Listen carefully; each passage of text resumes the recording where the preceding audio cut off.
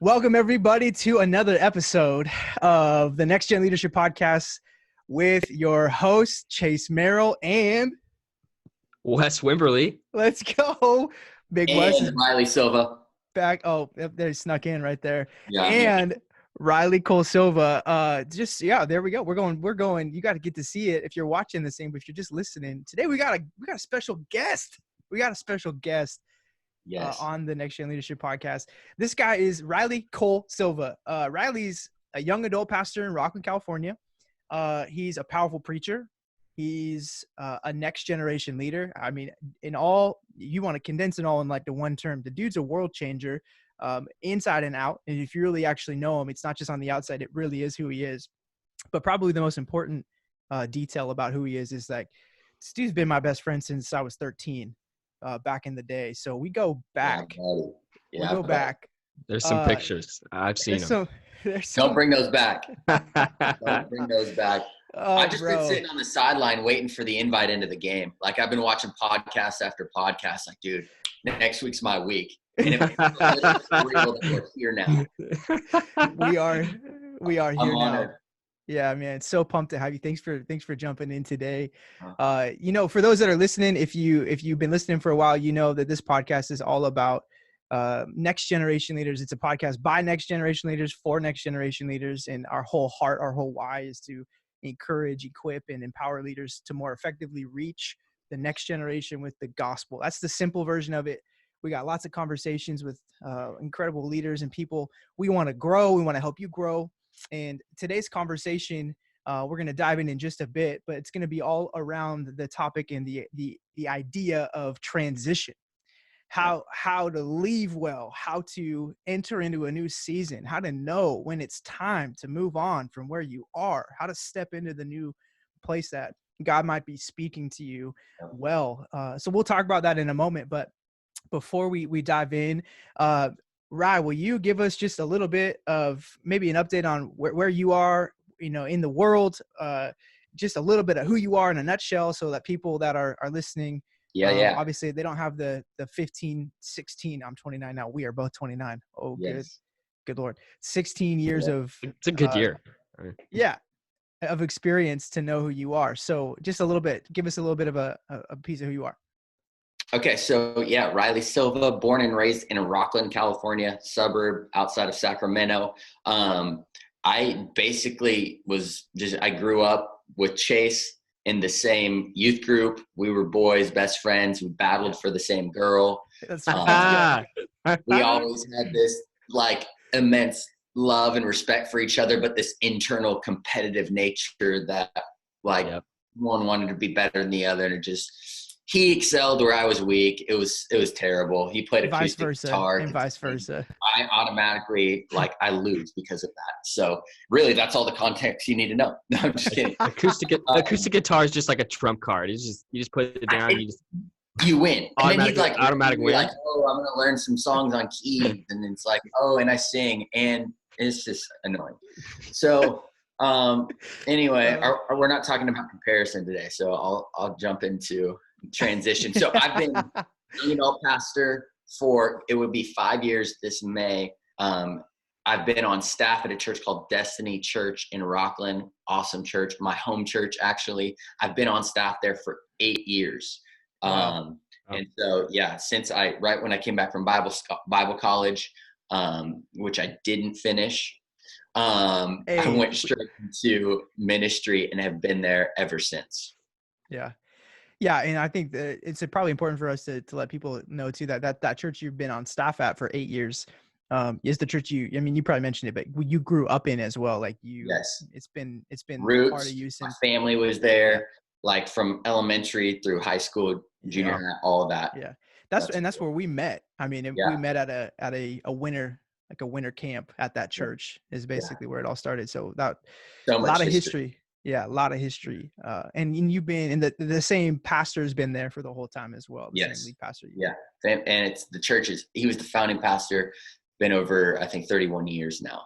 So, wow. It's amazing. Yeah. That's awesome. What give us a relationship status for those, obviously they're going to be listening. They're going to hear it in your voice. They're like, man, that guy sounds attractive. but He they also, if they're sounds nice. watching, they're gonna see it. So I mean, just where are you at so people This is can? this is good. Your boy is 100% single. There it is. Hey. There's two types of single. There's closed singleness and there's open singleness. And ladies, I'm here to tell you, your boy's open. Let's go. Hey. Oh, I love it. Olympia's a good place to be. I don't know. At Rylie Silva. At Rylie Silva. Yeah, at Rylie Silva on the gram. I love the unashamed, man. Unashamed, just putting yourself out there. Let's go. At 29, you lose pride at about 26. Yeah. At 29, at that point, you're kind of like, maybe I will apply for The Bachelor. Yeah. Oh man. Speaking of that world, you were on a podcast recently with, you'll have to tell me the name and where it is, because I want to encourage people to go check it out, because if you're listening and that's a topic that like you want to grow in and know more about, and just hear more talked about, will you tell people about that podcast that you had, that conversation you had with your friend? Conversation with it was a girl named Riley. It's Riley, Rylie Sewell, Sewell, on her Instagram. Basically, we're just super passionate about living your singleness out of wholeness, and realizing and understanding that even as a single person, you are whole within yourself, that there's purpose in your singleness. I think of it as like, singleness is not a disease that you should try and avoid. It's a season that's a gift from God. And so we just talk about healthy singleness, what that looks like, even some of our experiences and failures. And so if you want to jump on that, myself and Rylie Sewell, Sewell, we had a conversation. It was super fun. Yeah, it was fun. And it just, you didn't feel, you wanted more. By the time it was over, you're like, gosh, dang it, I went by fast and I wish that there was more. So we'll put in the podcast notes, we'll put the links, not only to how people can find you, but how they can find and listen to that podcast or watch that. Because it was on Instagram, I think. I don't know if it was an actual podcast, but yeah. So, okay, we want to talk about transition today. This is something that a lot of people in general, but especially young leaders, I've had a lot of conversations with them. I've watched them not know how to navigate transition, not even really know how to navigate the stirrings of like, is this my season to be done where I am? Should I begin to think about, pray about stepping into something new? How do I know? How do I have those conversations? I mean, I can't say how many conversations. I know you guys have been a part of those, as well as personally experienced those moments for your own self. And so, Rylie, you're right in the middle of a big one of those moments in your life, probably the biggest when it comes to the world of transition. Yeah.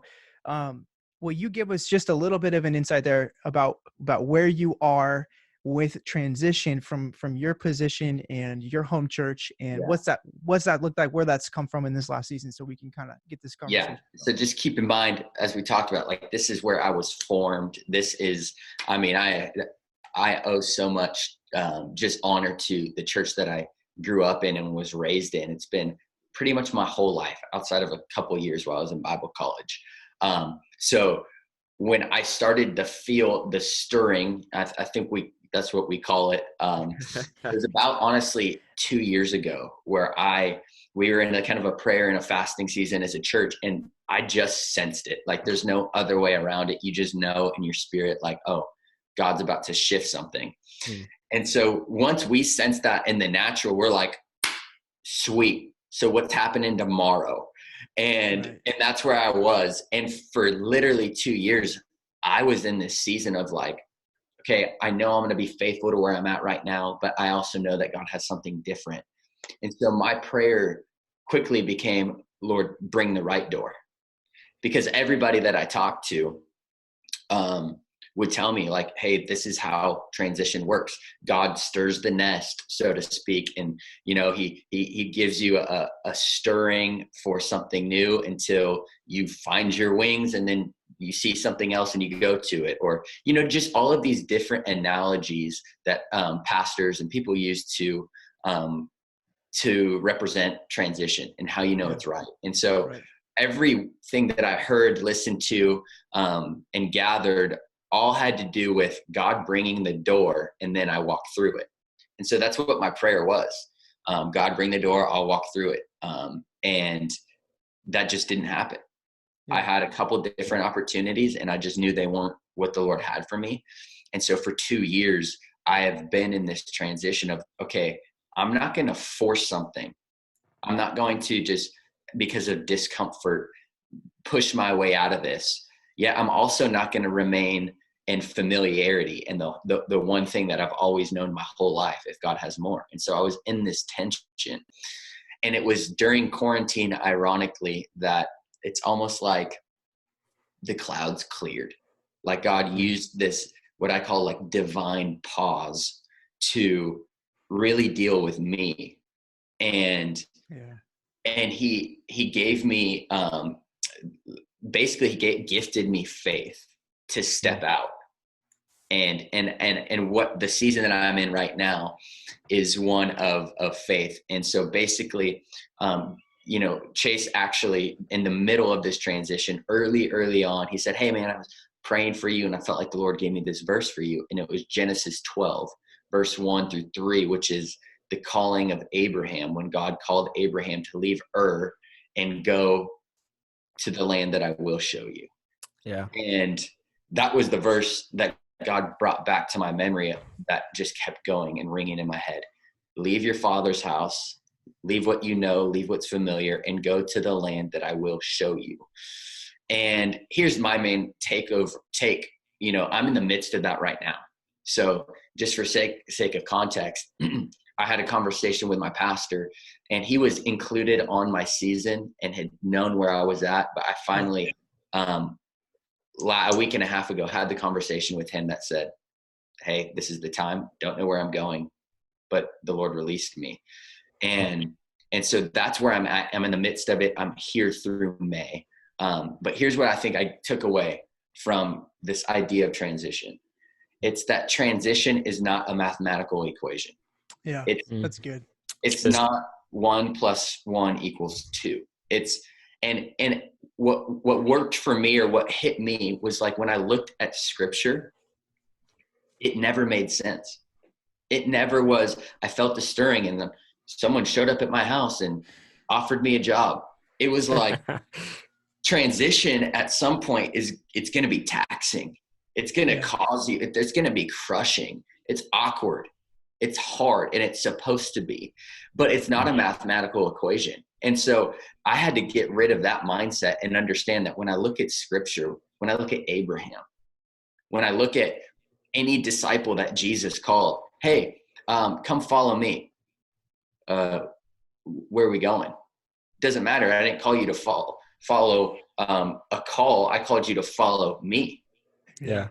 And the key for me is when you are in relationship with Jesus, he will call you to follow him sometimes where you don't know that you're going. You don't know where you're going.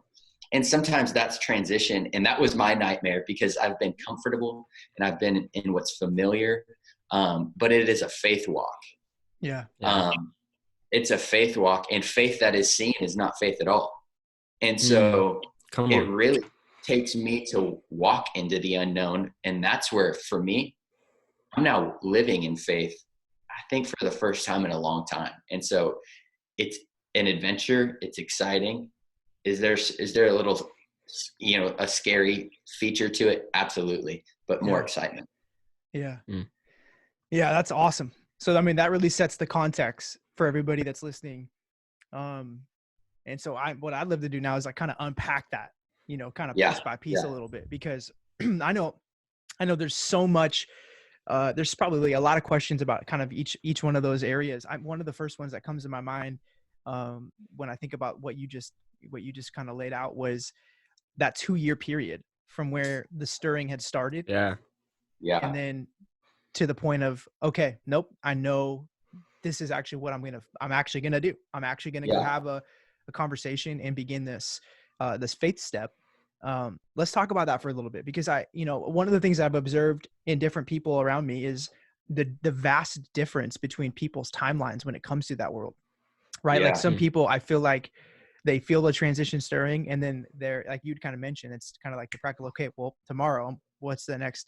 And yet you had a 2-year period of continuing to walk that out and wrestle with it. And then I also would say this, because I know you personally, and I have that side of it. And I also have, just from watching from afar, like your ministry did not suffer for those 2 years. The people you were leading did not get led any less effectively than before the moment God started stirring the transition out of that place, or the start of that. That's important to me because you know, I think I also see a lot of people not do that well, where they all of a sudden God begins to stir about moving on or transitioning, and then like they just completely lose any form of like investment beyond the absolute minimum with where they are, because they're thinking about.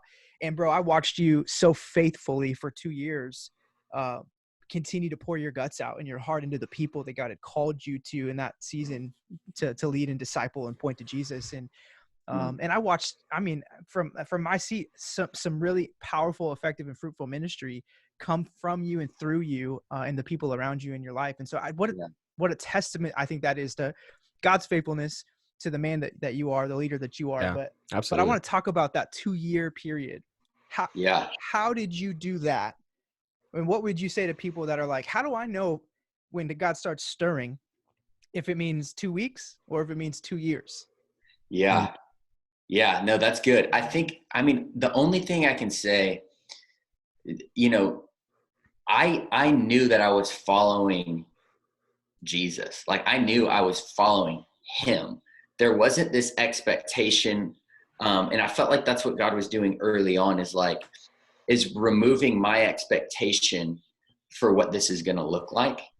And also killing comparison of what it looked like for the guy, you know, across the city. That's good. God, we all answer to our relationship with God, to our obedience to God. And for me, finding the purpose that I'm living in now, it started one surrender at a time. And that's good. It was just such a layered, just for sake of context, my senior pastor was my neighbor when I was a kid. His son is my best friend, roommate, live with him now. I'm in his house. And so my situation is not everybody's situation. Right. So this is a layered relational transition. It's not just churches, it's family, it's friends, it's lifelong friends. And so God was so, he's aware of all that. Like, obviously, he put these things into motion. And I think for me, because it was so multifaceted, he gave me a grace for 2 years to steward those relationships and to steward the honor that they were due. And they still are due. And so, as uncomfortable as it was for me being in between two things, I knew I was following him. And if I could abide in him, John 15, he would create the fruit. And so I refused to take things into my own hands. I refused to just make it happen and allow discomfort or awkwardness or frustration to take over. And so I just kind of yielded to that process. And Isaiah talks about, you know, those who wait on the Lord will renew their strength. They will rise up on wings like eagles. Like, that was a verse that God, I'm going to wait on you. And so for me, you know, Matthew 7, God says, ask and you will receive, seek and you will find, knock and the door will be open. My friend says this, Eric Knopf, he says, you know, Jesus says not to pray for open doors. He says to knock on closed doors. And sometimes, so there's this balance. Like, do I wait on the Lord and wait for him to bring the door? Or do I knock on closed doors and say, I'm going to make this happen? And I just go back to the fact that you cannot bring an equation into it. God is constantly ripping the box that we're putting him in. And so it's in that tension that we seek him. It's, do I knock on the door or do I wait for the door? In that tension is where relationship happens. And I think it's Bono who says, the most beautiful music is played between the tension of two strings. The most beautiful music is played in between the tension of two strings. That's the same for your life. That's the same for your transition. Every purpose, every calling, everything God's going to bring you into, it's not going to look like the next guy. It's not going to look like me. There will be tension in transition. Yeah.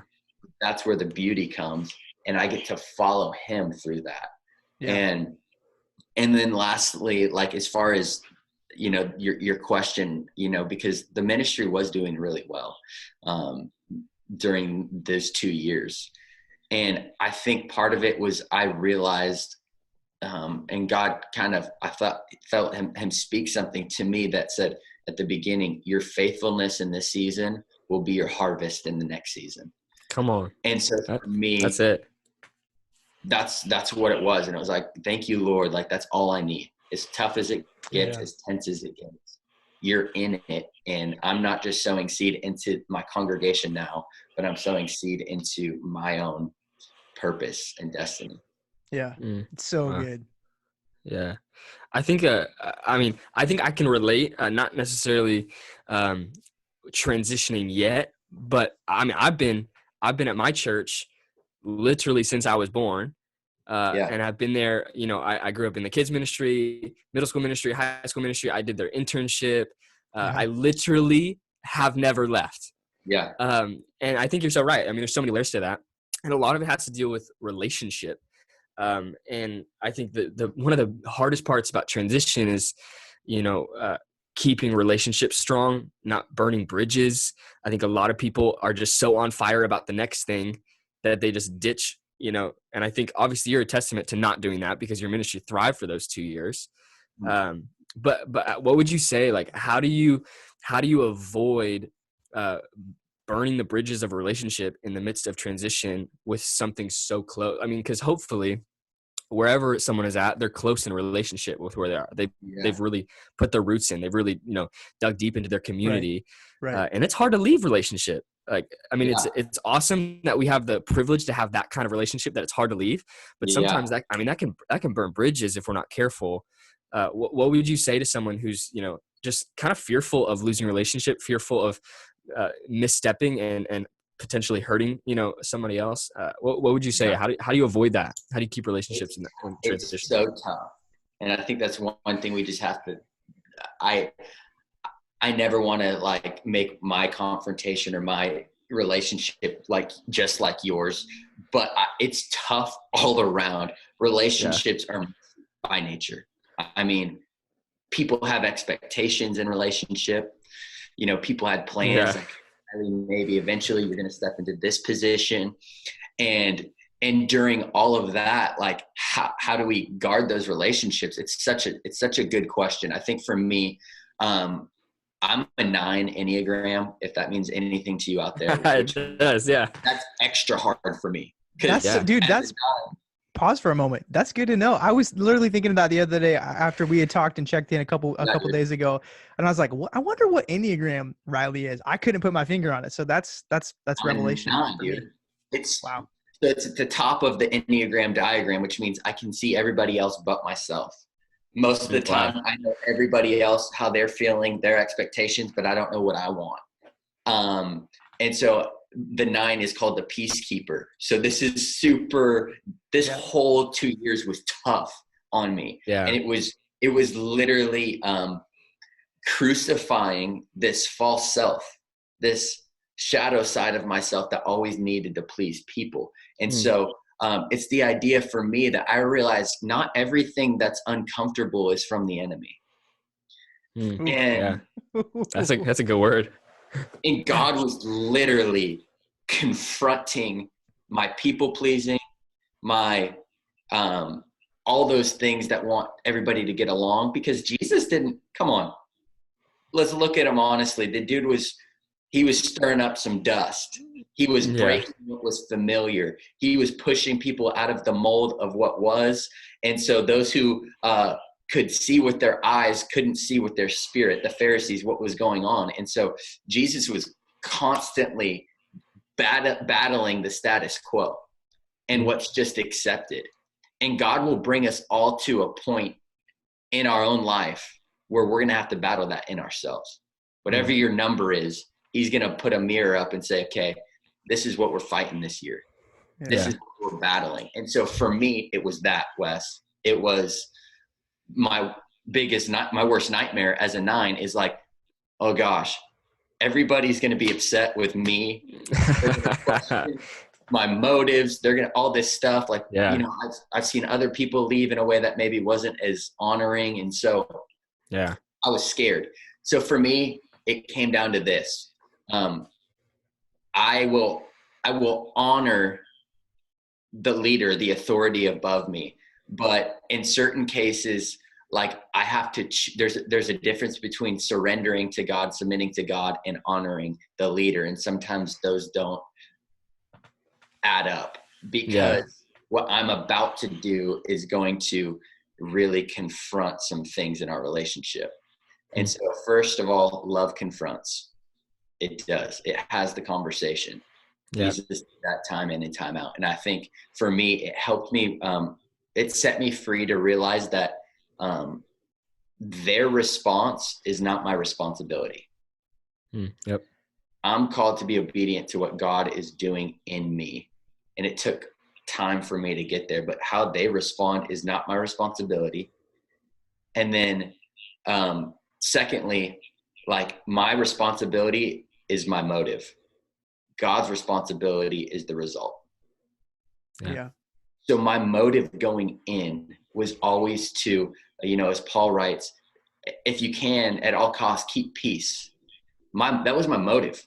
Like David, search me, God, and know my ways. Daily coming before him, say, God, I want to be right before you. I want to be honoring and live a life with hands open and saying whatever that looks like. And so for me, if that's my posture and my attitude going into some of those talks that would bring confrontation, I could surrender to God and say, my responsibility is my motive.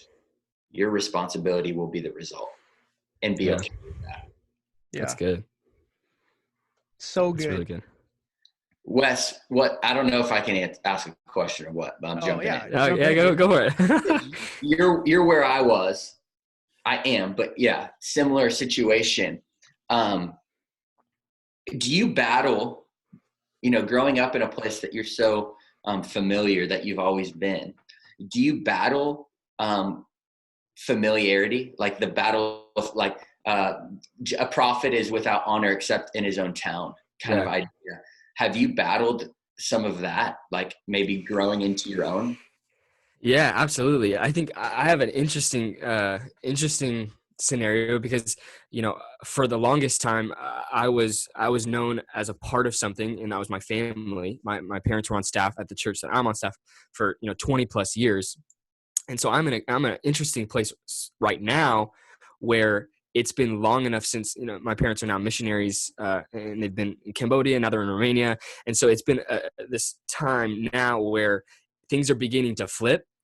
And it's almost like some people that come in the church don't even know who my parents were. And so I think I'm in this place of like, I think I battled familiarity for a long time, but now it's almost like this tension of my pride of like, well, like I've been here since I was, I was born in the baptismal, pride to now where it's being flipped, where like I'm walking in my own anointing and calling that's not defined by my brothers, not defined by my parents. But I think the hard thing with the familiarity thing is a lot of people think the answer is always just to leave. Yeah. Like I've been here my whole life. I've been here too long. People know me. Like it's just too familiar. And I think I just had that struggle because I've tried to leave. Not tried to leave. I just feel like there's been it's okay, bro. You can be honest. There's been like two opportunities. There's been two opportunities. I think two big moments. I think one was right after high school where I felt like I just had to leave. Yeah. Like I've been here for too long. It's too familiar. I can't grow in familiar. And I think I think a lot of people of like, I just have to transition. I have to leave. And I don't always think that's the answer. Cause like, if God wants me to stay here for the rest of my life, I'm going to do it. Yeah. I'm going to do it. But also like, I think there's things that I could grow in and only could grow in if I leave, but I don't think that's always the answer. And so I think it's really this tension of like, there's a lot of parts where I feel familiar where I'm at, but there's also a lot of like stretching parts as I learn how to walk in my own. Like, I'm not just baby Wesley that grew up here that you held in nursery. Like, I've got a call of God in my life, and I'm going to walk in it. I'm going to be bold, and so it's definitely a tension. I think that's 100% where I'm at. And so, but I think familiarity doesn't mean you just have to leave. Yeah. I think a lot of times it is, but you don't have to. You don't have to. You got to be obedient. You said it. You got to be obedient to what God's called you to do and be. And if that means staying, if that means leaving, you got to be responsible to that. Yeah. And I might just add, for me, that it's not something like you don't pray about. It doesn't just come, within yourself of this random, like, I think it's time for me to leave. It's not practical. It's mysterious. Meaning when it begins to stir and come, it's not of your own stirring. Like, God just begins to do it. And so I think there's some people, and you're right, because just because you're familiar doesn't mean you have to leave at all. Yeah. So someone like you, if it was, down the road, something that you had to leave, that wouldn't be like you looking practically at your life and saying, I've been here 10 years, and because of that, it's time for me to move on. And it's good. This internal thing that just God begins to do. And so you'll enter into that process. Yeah. No, that's really good. Yeah. I think a lot of people struggle with that tension. I'd love to hear your guys' thoughts on this. Maybe just briefly for a second about, like, you talked about familiarity isn't always a reason for people to leave. But I also know people wrestle with, like, frustration, and where they are is like, this is frustrating. I feel like I'm not getting anywhere. I'm not getting through. I'm being overseen. I'm overlooked. I'm, whatever. And there's just that reality of that where you are is hard. It's difficult. And maybe there, so I think I've wrestled at times, like, how much of this is like, I don't like this right now. I don't maybe like a decision my leader has made or my coworkers or whatever. And how do you differentiate between a refining process of God doing something in you, in your character, in your heart, to look more like him, to, to just use that difficult situation to grow who you are as a leader, to overcome, to be creative, to be innovative, all of those things, versus, like, some of those practical things that begin to lean towards the stirring of your heart. Like, I think that's difficult for people, because I also, like Wes, you mentioned, you've seen people that, they feel like, I got to leave because I'm just too familiar and I can't grow in familiarity. So they just exit. I also see people be like, I got to leave because I'm too frustrated. I can't do this anymore here. I got to go somewhere else where I'm able to actually be who God's called me to be, or actually do what God's called me to do. I can't say how many times I've had that conversation with somebody, like, I just can't do what God's called me to do here. And I've wrestled with that. And I think a lot of young leaders, they don't know, like, how long do I stay in the frustration? How long is healthy to stay there? Yeah. Versus the stirring. So just thoughts on that. What would you guys say? Wes, go ahead. Man, I think when it comes to frustration, I think the first thing you got to do, I mean, obviously take it to the Lord, but I mean, you got to differentiate between, is this preference, or is this related to, like, I can't actually be obedient to what God's called me to do and be. Right. Good. You know what I mean? Because I think a lot of our frustration isn't actually because we can't walk in a calling. It's because we have a preference that we can't let die. Like, it's a preference and I have to do it in this way, or like it's more preference than it is like I can't be obedient here. Like, I think that may be a line where we have to realize, like, I think it comes to a point where, like, okay, now I'm literally, if I'm to stay here, I'm being disobedient. That's the line where, like, okay, I got to really go before the Lord and figure out, like, what's next for me. Yeah. But I think a lot of times it's just preference, and you gotta let that die before the Lord and die on that hill, and honor where honor is due. All those different things. But is it preference, or is it actually God calling you to do something? Yeah. And I think between those two things, Chase, that you mentioned, at first you don't know, which is why you can't rush. So that's good. When you're in but a lot of people do. Yeah, a lot of people just make the decision. I'm out because they just felt that immediate. And I think Proverbs 19, it talks about sinful is the man who is quick with his feet. Like being quick with your feet, who are people who are hasty with their feet. It says like that person will walk in sin because they're jumping to things and they never like sit to discern, okay, is this about them or is this about me? Right. And so I think you have to stop and just like give yourself a date. Like I'm going to pray for a week, 2 weeks, and to kind of sense what God's doing in this and be okay with that in between for a while. And I think because you asked about frustration, Chase, does this frustration mean something I need to fix? Wow, someone's calling. You're good. Am I back? Okay. Is it something I need to fix, or is it something that's causing me to leave? And I would just say this, that a lot of times in scripture, God gives us vision that first looks like frustration. Yeah. Nehemiah building a wall, there was a problem. He was frustrated. So he rebuilt the wall. The vision was the frustration. And so being okay with the fact that that's just going to happen. I mean, Jesus came because there was a problem. There was a sin issue. All vision begins as frustration. And so it's like, don't make that thing your enemy. Now, that's really good. You discern, is this vision, the frustration that's leading to vision, is this about me or is it about what I can bring to the organization or to the church? And so that's what the next prayer is for me, was like, okay, God, if I'm frustrated about this, is this meaning I need to have a conversation? Because I believe that discernment, if you discern a problem, discernment that doesn't lead to prayer is judgment. Yep. So good. Yep. That it's just what it is. And so if I discern something and it's like, man, there's a problem, I ought to love you long enough to point out maybe this issue and do it in an honorable way. It just comes down to, is this vision / frustration for me, or is it or am I to be a solution for it? And that's where we go. That's really good. That is really good.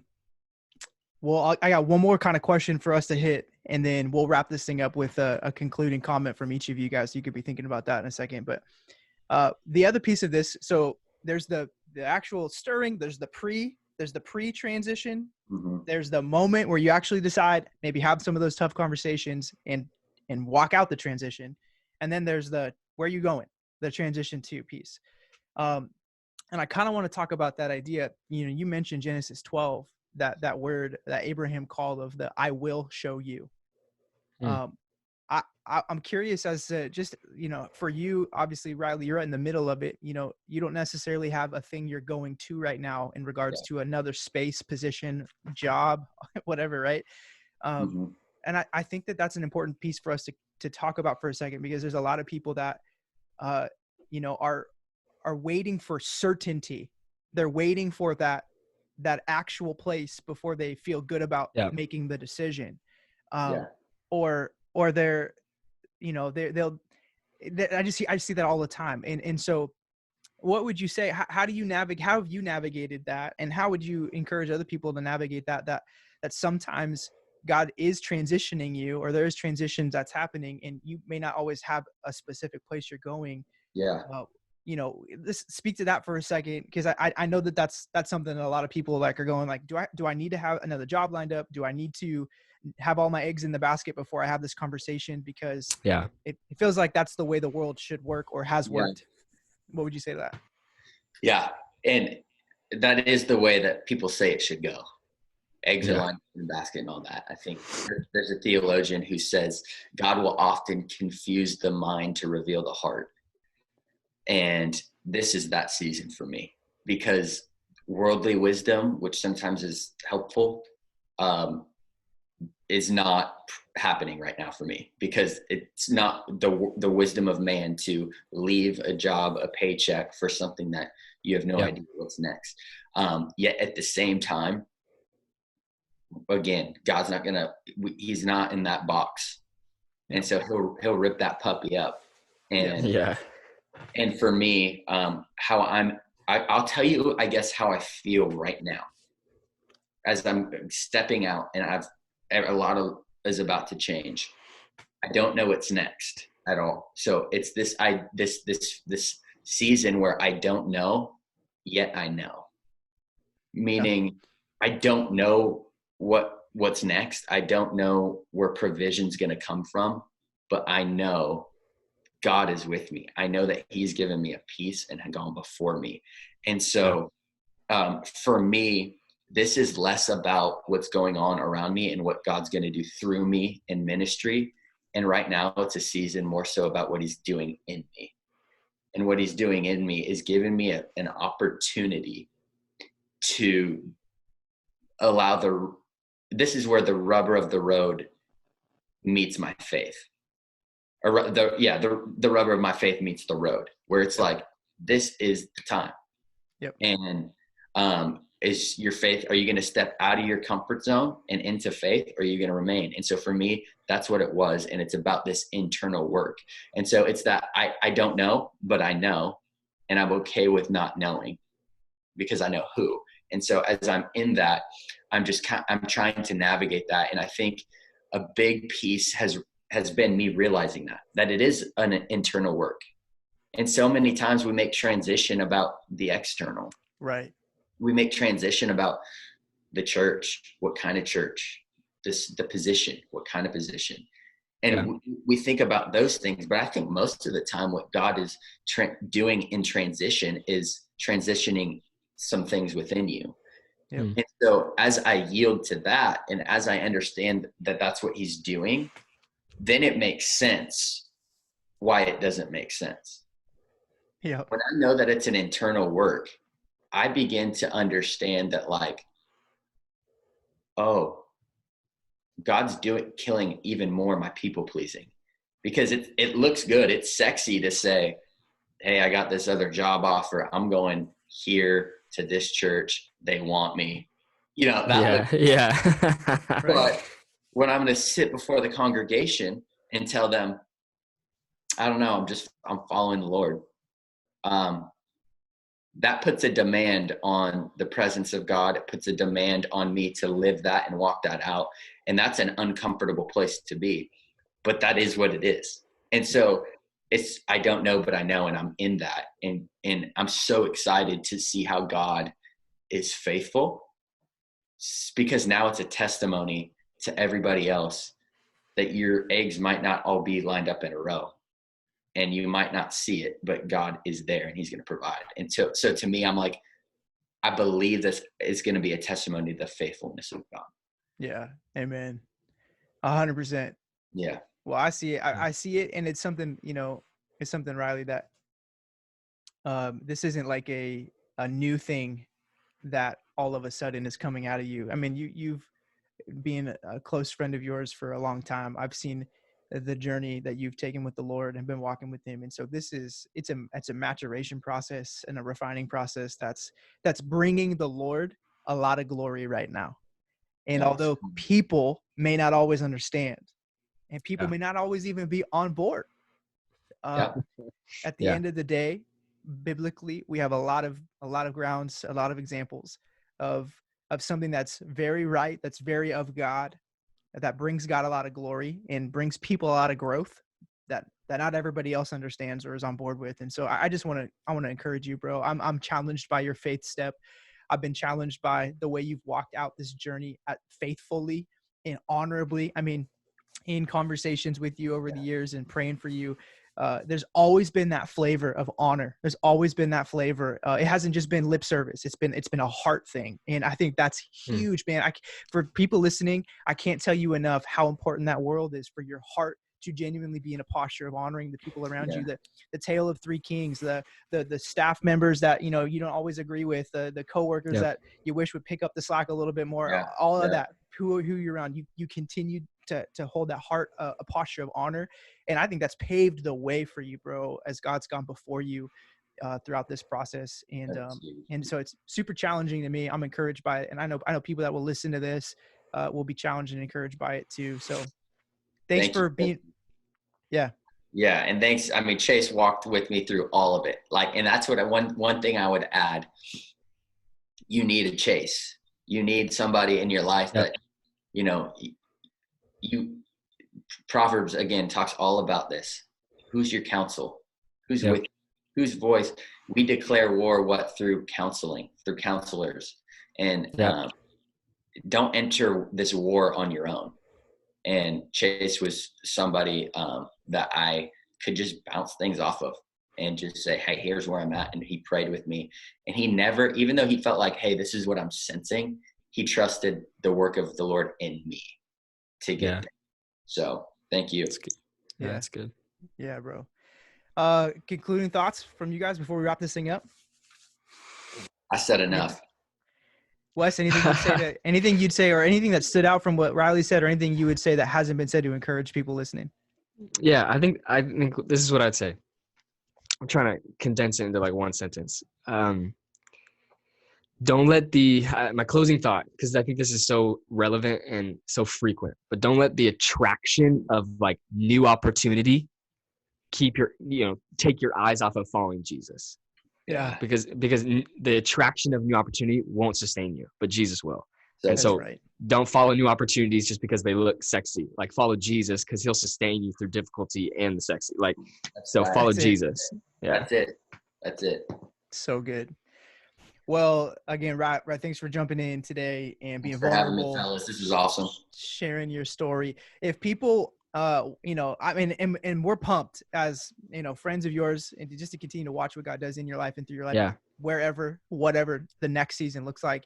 Yeah. For people that want to follow you, how can they find you? How can they follow you and continue to see what God's doing in the virtual space?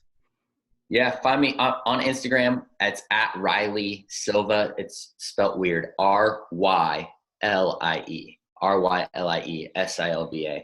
And if you guys have questions or whatever, want to talk about your journey that you're on right now, would love to connect with you and walk with you and kind of give you some of my experience. So let me know. Awesome. Boom. All right. Well, thanks for listening to the Next Gen Leadership Podcast. We hope that you leave this conversation today empowered, encouraged, and equipped to continue to reach the next generation with the gospel, to grow in your relationship with Jesus and as a leader. Yeah. We're praying for you. We love you. We'll see you next time. Love you. Peace.